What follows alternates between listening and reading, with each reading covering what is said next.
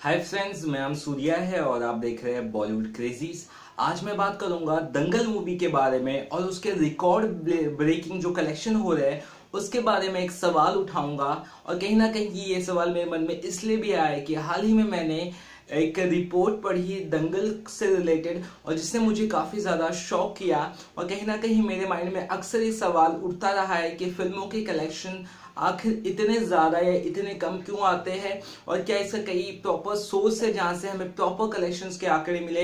इसके पहले मैंने 2 से 3 महीने में कई सारी न्यूज बताई, कई सारे बॉक्स ऑफिस कलेक्शन एकदम प्रॉपर तरीके से बताने की कोशिश की है, लेकिन आपने खुद मुझे पॉइंट आउट किया था कि कहीं ना कहीं आपके कलेक्शन गलत है, कहीं ये गलत है, कहीं वो गलत है। कई लोगों ने कहा आपके सही है, ये है। तो अक्सर आप अगर देखोगे बॉक्स ऑफिस कलेक्शन का जो आंकड़ा होता है बहुत ही कम जगह सेम होता है, वरना सब जगह अलग अलग होता है। ठीक है, ये एक चीज बता रहा हूं आपको।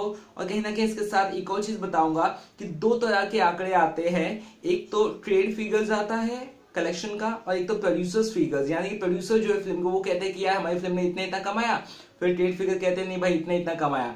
तो ये फिगर्स में से हमेशा अक्सर लोग ट्रेड फिगर्स पता करते हैं, यानी कि जो ट्रेड जर्नलिस्ट होते हैं, यानी कि फिल्म के जो ट्रेड एनालिस्ट होते हैं वो इस तरह का आंकड़ा डिस्क्लोज करते हैं। बहुत ही कम वेबसाइट है इंडिया में, जैसे बॉक्स ऑफिस इंडिया हो, बॉक्स ऑफिस कैप्सूल हो, इस तरह की बहुत सारी वेबसाइट्स, कुछ ही वेबसाइट्स है मतलब जो ये सब आंकड़े बताती है।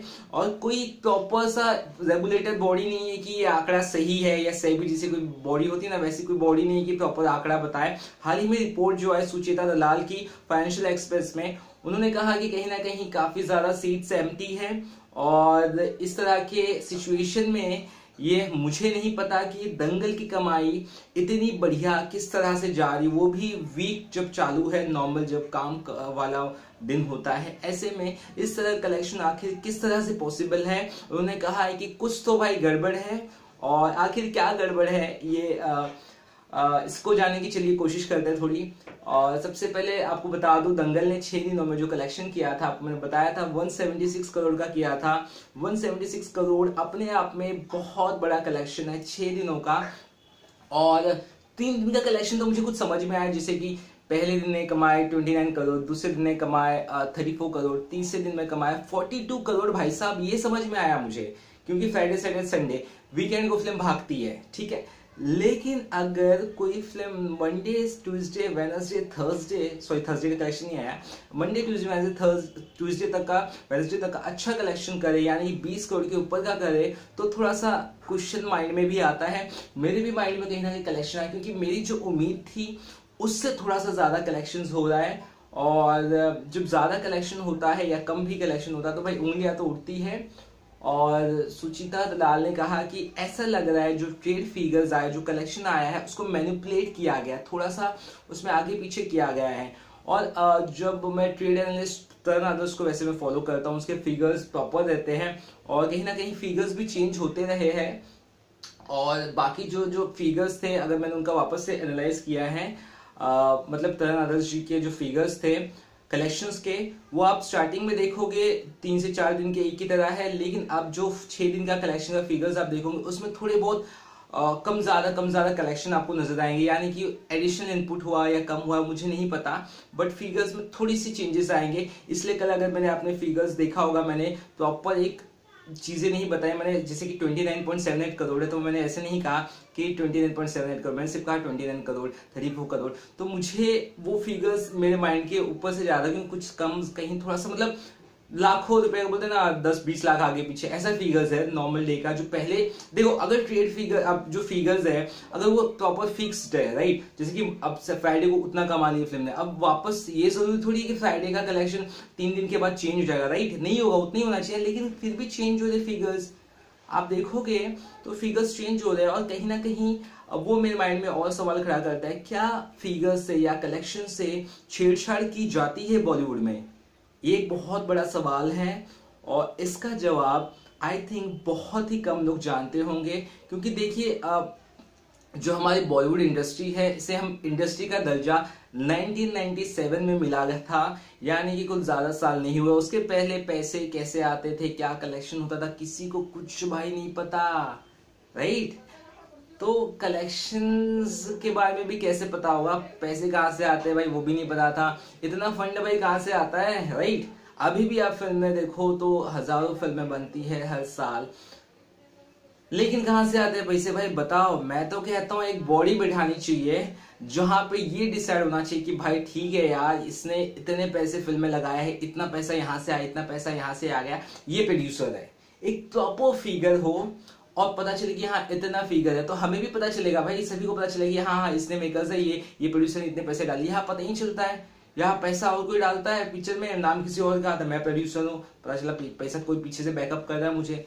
तो ये फंडे होते हैं, ये सब चीजें जब तक प्रॉपर वे में बोले सरकारी वाला माहौल जब तक ना होगा तब तक क्लियर चीजें कुछ पता ही नहीं चलेगी। और जो आंकड़े आते हैं आपको बताया, ट्रेड फिगर्स अलग होते हैं और प्रोड्यूसर्स फिगर अलग होते हैं। प्रोड्यूसर तो सीधी सी बात है बढ़ चढ़ के बताएगा, जैसे कि कई दिनों तक हमें यही लग रहा था कि यार शिवाय किसी ने कहा प्रोड्यूसर के हिसाब से तो 100 करोड़ के ऊपर पहुंच गई थी, लेकिन हम देख रहे थे भाई 99 करोड़ से 100 करोड़ पहुंचे में उसे 5-6 दिन लग गए थे।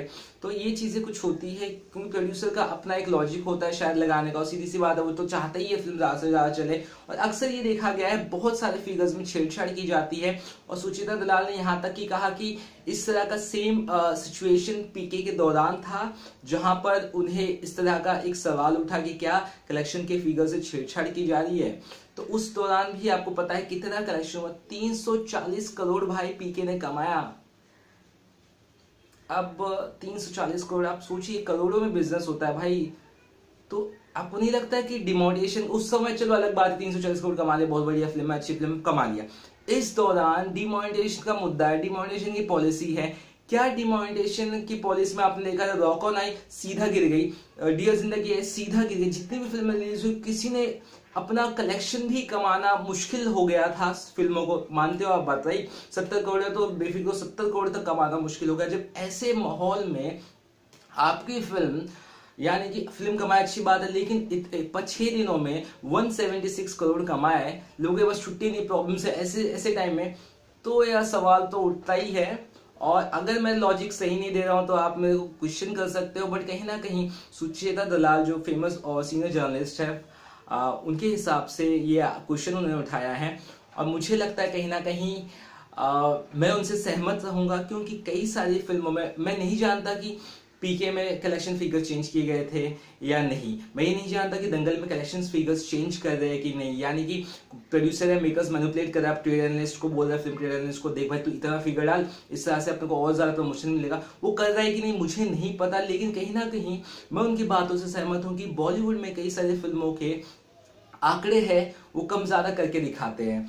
जब तक आंकड़े प्रॉपर तरह से रेगुलेटरी बॉडी नहीं बनेगी बताने के लिए कि इतना कलेक्शन हुआ, इतना ये हुआ, इतना प्रॉफिट काट के आया, इतना नेट प्रॉफिट है, इतना ग्रॉस प्रॉफिट है, तब तक चीजें क्लियर नहीं होगी। लेकिन ये चीजें काफी सालों से हो रही है और ये चीजें आगे भी होती रहेगी। जब तक एक प्रॉपर बॉडी नहीं बनेगी तब तक हमें जो प्रॉपर कलेक्शन नहीं पता चल पाएगा। और जब तक ऐसी हाल रहेगा, तब जब तक मैं भी कलेक्शन बताऊंगा तो आप कहोगे नहीं यार ये कलेक्शन ऐसा है, ये कलेक्शन वैसा है, थोड़ा सा इसमें तू गलत बोल रहा है भाई, देख वहां जाके देख, वहां पे वो कलेक्शन दिया है उस वेबसाइट पे, मैं बोलता हूँ भाई यहाँ पे देख, यहाँ पे मैंने ये कलेक्शन देखा है। तो कई सारी जगह बार मैंने खुद आपको वेबसाइट के नाम के साथ कंफर्मेशन दिया है। तो कुछ लोगों ने कहा यार तू इंडिक्लाइन देख, तू कोई मूवी देख, वहां पे परफेक्ट कलेक्शन आते हैं। किसी ने कहा बॉलीवुड बॉक्स ऑफिस देख भाई, वहां पे कलेक्शन आते हैं। तो कलेक्शंस में आप देखोगे तो हमेशा आंकड़े चेंज होंगे, क्योंकि जो ट्रेड एनालिस्ट होते हैं फिल्म के वो अलग अलग होते हैं। उनके हिसाब से जो फिगर्स लगता है वो लेके आते हैं, उनके हिसाब से जो फिगर्स है दूसरे ट्रेड एनालिस्ट के वो लेके आते हैं। तो दोनों ट्रेड एनालिस्ट के फिगर्स हमेशा अलग होते हैं, राइट। वो अलग बात है हम किसी एक ट्रेड एनालिस्ट को ही फिलहाल फॉलो करते ज्यादातर, तरुण आदर्श को सभी ज्यादा बॉलीवुड वाले फॉलो करते हैं, तो उनके ही फिगर्स ज्यादा दिखाए जाते हैं। बट इसके अलावा भी कई सारे फिगर्स है, बॉक्स ऑफिस इंडिया की जो रिपोर्ट आती है उसमें कई सारे फिगर्स होते हैं जो स्टेट वाइज फिगर्स बताते हैं। तो वो काफी ज्यादा आई थिंक ज्यादा क्लियर वे में हमें बताते हैं कि कौन कौन से स्टेट्स में किस तरह से कलेक्शन हुआ है। हमें तो अभी तक ज्यादा वो भी नहीं पता चलता, हमें सिर्फ ये पता चलता है कि यार इंडिया में इतना कलेक्शन हुआ है, बाहर में इतना कलेक्शन हुआ है, ये वर्ल्ड वाइड कलेक्शन है, ये ओवरसीज कलेक्शन है, इतना ही सिर्फ पता चलता है ये मिड ईस्ट में कलेक्शन है, ये यूएसए में नॉर्थ, तो ये हमें एक बहुत प्रॉपर स्पेसिफिक पता चल जाएगा इंडिया के कलेक्शन के बारे में, क्योंकि इंडिया के बाहर की काफी ज्यादा कलेक्शन रेंट ट्रैक करके आई थिंक एजेंसी वो कैलकुलेट करते हैं, वो देती है, इसलिए दंगल के कलेक्शन ओवरसीज वाले मुझे तो बहुत सही लगते, सही लगते, मतलब एकदम प्रॉपर लगते, लेकिन इंडिया के कलेक्शन में थोड़ा सा मुझे भी डाउट होता है। तो आपसे पूछना चाहता हूँ आपको क्या लगता है इस कलेक्शंस के बारे में दंगल के, और मैं आपको इससे जुड़ी हुई हर एक इंपॉर्टेंट खबरें आगे भी बताता रहूंगा। और ये वीडियो आपको कैसे लगा आप प्लीज कमेंट करिए, और आपके कमेंट्स का हर एक रिप्लाई मैं आपको जरूर दूंगा। चलिए तब तक के लिए बाय बाय।